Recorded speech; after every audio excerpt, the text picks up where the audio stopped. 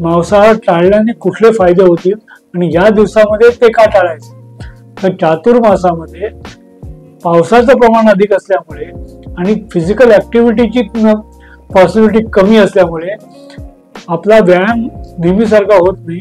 अग्नी जो आहे तो खूप चांगला नसतो, त्यामुळे पचवण्याची क्षमता कमी असते. त्यामुळे आपण जर मांसाहार किंवा पचायला जड असे पदार्थ जर घेतले त्याचे उचित परिणाम शरीरावर दिसणार नाहीत आणि त्यामुळे ना शरीराचा फायदा होईल ना मनाचा सत्वगुण वाढेल. अशा दोन्ही गोष्टी आपण त्याच्यापासून दूर जाऊ.